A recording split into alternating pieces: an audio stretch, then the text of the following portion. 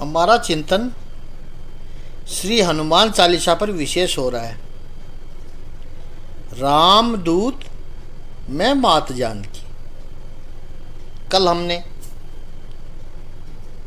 गुरु और पंडित शब्द पर चिंतन किया था।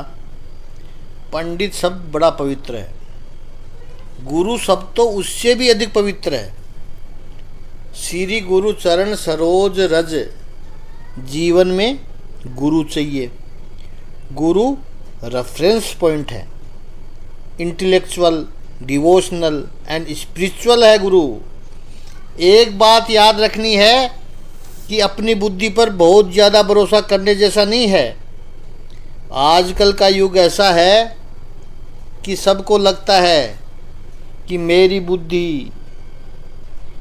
बुद्धि, सभी को अपनी अपनी बुद्धि पर बहुत भरोसा है। अपनी बुद्धि पर अधिक भरोसा मत करना। हमारी बुद्धि हमें छलती है, चीटिंग करती है हमारे साथ। इसका उदाहरण देखिए आप। 5 साल पहले आपने कोई निर्णय लिया था, आज ये लगता है कि वो निर्णय नहीं लेते तो अच्छा था। तो इसका अर्थ यही हुआ कि 5 साल पहले आपकी बुद्धि ने आपको छला था, ठगे गए आप अपनी बुद्धि से। दूसरा एक प्रयोग करके भी महापुरुष समझाते हैं कि कैसे आपकी बुद्धि आपको छलती है। जैसे आप घर में बाल्टी में पानी भरना नल से, उसके बाद दाहिने हाथ में 15 मिनट बर्फ़ पकड़ के रखना और बाएं हाथ को गैस के ऊपर, कोयले के ऊपर आग से सेकना। जैसे हम ठंडी के दिनों में हाथ को सेकते हैं, ऐसे थोड़ा सा हाथ को सेकना 15 मिनट तक। 15 मिनट के बाद बर्फ़ को भी छोड़ दो और गैस को भी बंद कर दो। फिर इन दोनों हाथों को एक साथ उस पानी की बाल्टी में डाल दो। तो प्रश्न यह है कि पानी कैसा है बाल्टी में?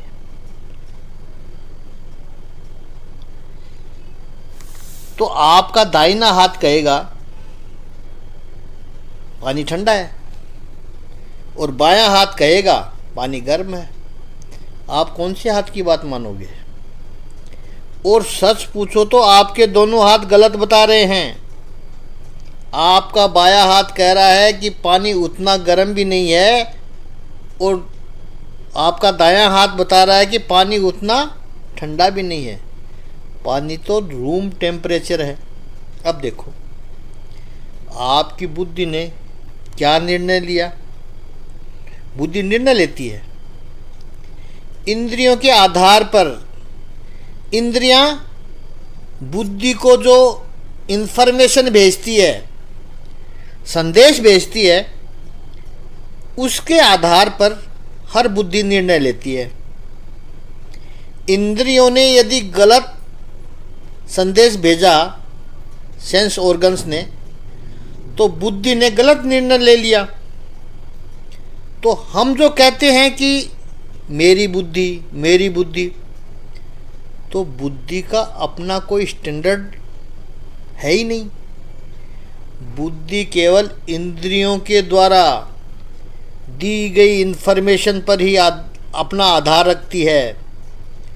झूठ बताया बुद्धि ने। रूम टेम्परेचर के पानी को या तो कहा है गर्म या कहा है ठंडा। अब कोई कहेगा हाँ बात तो ठीक है, लेकिन वो तो 15 मिनट तक हाथों में बर्फ़ पकड़ी और 15 मिनट तक आग में हाथ तपाया तब हुआ। हम भी यही कहेंगे, हुआ तो इसीलिए ही। ये जो 15 मिनट तक बर्फ़ पकड़ा और 15 मिनट तक गर्म किया, उसे मनोविज्ञान की भाषा में कहते हैं परिकंडीशनिंग, पूर्वाभ्यास। 15 मिनट का यदि पूर्वाभ्यास हो तो आपके कंक्लूजन्स बदल जाते हैं, आपके निर्णय बदल जाते हैं। अब जरा सोचिए, अध्यात्म के क्षेत्र में कितना पूर्व अभ्यास है अपना। जिस परिवार में आपका जन्म हुआ, जो माता पिता आपको मिले, जो परिवार आपका हुआ, आपके आसपास के लोग, रिश्तेदार, जिस स्कूल में आप गए पढ़ने के लिए, जो आपने पढ़ा, ये पूरे समाज का कितने वर्षों से आपके ऊपर पूर्व अभ्यास होता रहा है, परिकंडीशनिंग होती रही है। जो भी निर्णय करते हैं आप, उसमें ये सारे फैक्टर्स कंट्रीब्यूट करते हैं। अच्छे संस्कारी परिवार से आप आओगे तब आपके निर्णय कुछ ऐसे होंगे। देखिए आप खुद ही, कुछ परिवारों में आप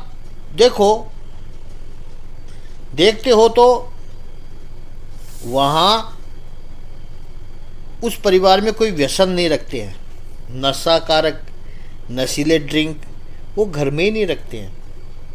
लेकिन कोई दूसरे प्रकार का परिवार हो तो उनको कोई आपत्ति नहीं है। कोई मेहमान घर पे आए तो खोलो बोतल, खोलो, दो उनको पैक बना के, उसमें क्या हर्ज है। ये तो मेहमान नवाजी का एक हिस्सा है। निर्णय दोनों का अलग अलग है। क्यों? उनके संस्कार कैसे थे। एक परिवार वाले कहते हैं कि इन नशीली चीज़ों को हाथ भी नहीं लगा सकते हैं आप, और जब खुद नहीं ले सकते हैं तो दूसरों को कैसे दोगे। और दूसरा व्यक्ति, दूसरा परिवार कहेगा अरे इसके बिना तो चलेगा ही नहीं। कौन गलत है, कौन सही है, इसका निर्णय आप स्वयं करें। मैं यहाँ केवल संस्कार की बात कर रहा हूँ, पूर्वाभ्यास की बात कर रहा हूँ, परिकंडीशनिंग की बात कर रहा हूँ। हमारे जो भी निर्णय होते हैं परिकंडीशनिंग से होते हैं, और हमारे ही निर्णय गलत थे हम खुद महसूस करते हैं कुछ समय के बाद। इसलिए अपनी बुद्धि पर बहुत भरोसा करने जैसा कुछ है ही नहीं।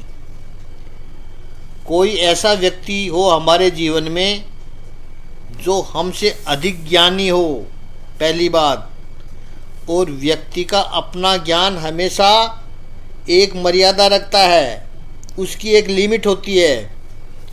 इसलिए हमने शास्त्रों की महिमा इसलिए की। शास्त्र क्या है? हजारों वर्षों के ज्ञान का संकलन है शास्त्र। It's a compilation of experiences of 1000 years.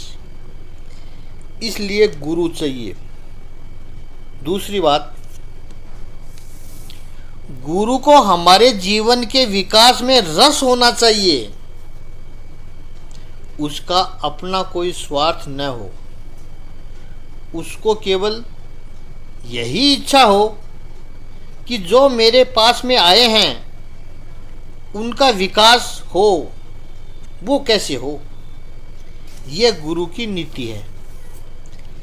ऐसे किसी महापुरुष का सानिध्य जब मिल जाए, श्री गुरु चरण सरोज रज, गुरु की भारतीय संस्कृति में तो बड़ी महिमा है।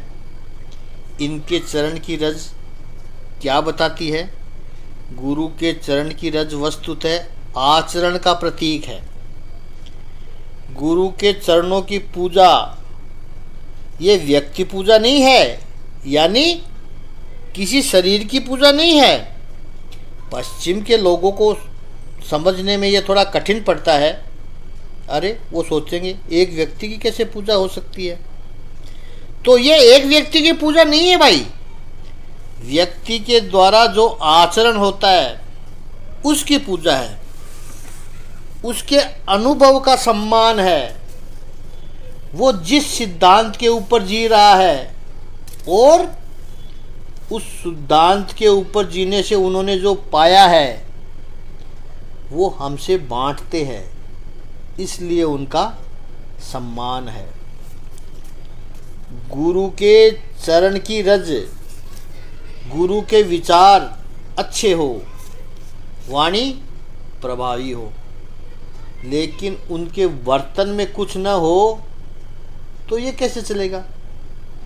इसी अर्थ में गांधी जी ने भी कहा था, my life is my message, मेरा जीवन ही मेरा संदेश है।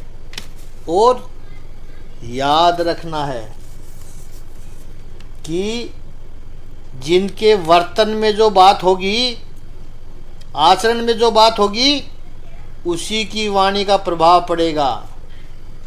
उनकी वाणी से जीवन परिवर्तन होंगे। एक सत्य घटना है कि कोई एक माँ अपने बालक को लेकर संत के पास गई और माँ ने कहा, महात्मा जी, ये मेरा बालक है, बेटा है, वो गुड़ बहुत खाता है, आप ज़रा इसको कह दीजिए कि गुड़ न खावे। संत ने कहा, मैया एक काम करो, 6 महीने के बाद आना आप। 6 महीने। अब माँ गांव की भोली भाली सी औरत, उसने सोचा कि 6 महीने तक ये महात्मा जी कुछ जप तप करेंगे, हवन करेंगे, और 6 महीने के बाद मैं आऊँगी तो हवन की भस्म दे देंगे मुझे, मेरे बेटे को दे देंगे और मेरा बेटा गुड़ खाना बंद कर देगा। 6 महीने के बाद यह माँ अपने पुत्र को लेकर के गई और महात्मा जी ने उस पुत्र को पास में बैठा कर कहा, बेटा गुड़ मत खाना। तो माँ ने कहा, बस इतना ही कुछ,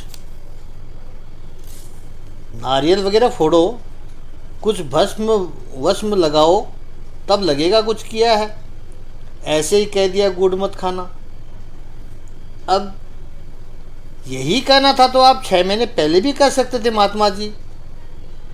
महात्मा जी ने कहा कि उस वक्त मुझे खुद गुड़ खाने की आदत थी, इन 6 महीनों में मैंने गुड़ खाना बंद किया है, और अब मैं जब कहूँगा तो मेरे उपदेश का असर होगा।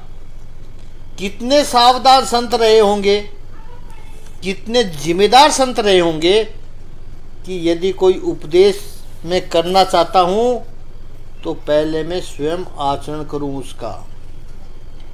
यह गुरु की चरण रज है, ये महापुरुष की प्रसादी है, इसकी पूजा होनी चाहिए। श्री गुरु चरण सरोज रज, श्री हनुमान चालीसा का आरंभ और उपसंहार दोनों गुरु वंदना से होते हैं। शुरू में मंगलाचरण के दोहे हैं, गुरु का स्मरण किया है, और अंत की ओर चलते हुए 37वीं चौपाई में, 40 चौपाई है कुल, 37वीं चौपाई में स्वामी जी कहते हैं, जय जय जय हनुमान गुसाई, कृपा करहूँ गुरुदेव की नाही। स्वामी जी ने श्री हनुमान जी को सदा गुरु की तरह देखा है। क्यों इतनी महिमा है गुरु की? आपके हमारे प्रश्नों का उत्तर प्रवचनों में मिलता होगा, लेकिन महापुरुषों का प्रश्न है कि भारतीय साहित्यकारों ने गुरु की इतनी महिमा क्यों की, क्यों इतना महत्व दिया गुरु को? क्योंकि गुरु हमें अपने आप से मिला देता है। अज्ञानी से ज्ञानी बनाता है गुरु, ईश्वर से मिला देता है, शिष्य को अपने जैसा ही बना देता है। पारस लोहे को सोना बना सकता है लेकिन पारस नहीं, लेकिन गुरु अपने जैसा शिष्य को बना देता है। एक घटना से इस गुरु तत्व को कल और समझेंगे। आज इतना ही। ओम श्री सच्चिदानंद भगवान की जय। ओम श्री आनंद गंध भगवान की जय।